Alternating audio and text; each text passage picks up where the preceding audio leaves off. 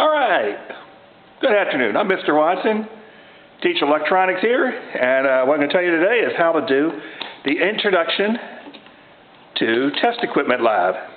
To do that lab, you need one of these multimeter. If you're doing it at home, you'll be using one of these Kelvin meters. If you're doing it here in my lab, you'll be using one of these Fluke meters. Now we're talking about multimeters. Let me show you the settings on it. Right now it's on off, not official, but that's off. The V settings, V stands for voltage, and you have a couple of them. V with the squiggly line over it, that's for measuring AC voltage. V with the straight line over, that's for measuring DC voltage. You also have this setting, MV for millivolts, small voltage. Then you have this thing, the Greek letter omega, looks something like a horseshoe. That's for measuring resistance.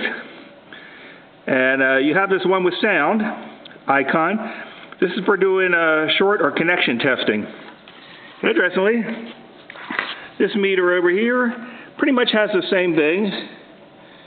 There's the DC voltage measurement. There's the AC, V with the string. Here you have the resistance measurements with the Greek letter omega. Now this one does current measurement. My big expensive meter here does not do current measurement. This little cheap $2 meter does. Now why does the $2 meter do it and $200 meter not? Well, it has to do with how often you do current measurements. I've done electronics for almost 50 years now, and I've done current measurements maybe 12 times in 50 years. You rarely do it, and if you're using a meter that can measure current, a problem you run into is doing a current measure. If you do it incorrectly, you can damage the meter. So I don't think they're worried about you blowing up a $2 meter. Blowing up a $200 meter is a different matter. There's actually a new piece of equipment called clamp meters that can safely measure current without the item becoming damaged.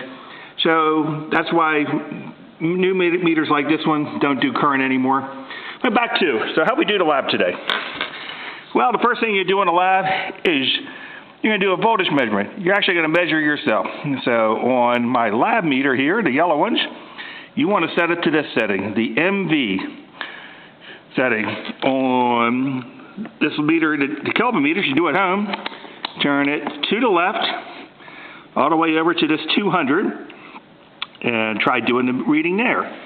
Now, how you do the reading, you put 1 meter lead in each hand. I have one and on this meter, I'm getting about 1 point something volts. Let's check out my Pro meter here. On this one, I want to get that away, but I'm getting, it's fluctuating. I guess that's good news. I'm not a zombie. I have a reading. If you get a 0 reading, you may be a zombie. Hope we have no zombies in class. All right, after you do voltage readings, if you have a family member or another classmate, get their readings too. Next thing you're going to do is measure your body resistance. So on my lab meters here, turn it to that. That's the resistance setting. On this meter, you just turn it down, one more to the left, to that one that says 2,000 K. That's actually 2 million ohms. Let's do a measurement on this one. Uh-oh. I have a lot of resistance. People have been telling me that for years. Yeah, I'm not really getting a reading on this one. If I do it long enough, I probably will. Nope, still not getting a reading.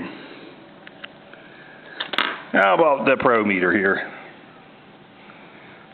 Oh, getting a reading with that. So you want to do that is get some readings, fingertip to fingertip. So, finger one, other, read that. Then try them alongside your head. Now, these things are pointy, so be careful when you're doing it to your side of your head. Don't stab yourself with it.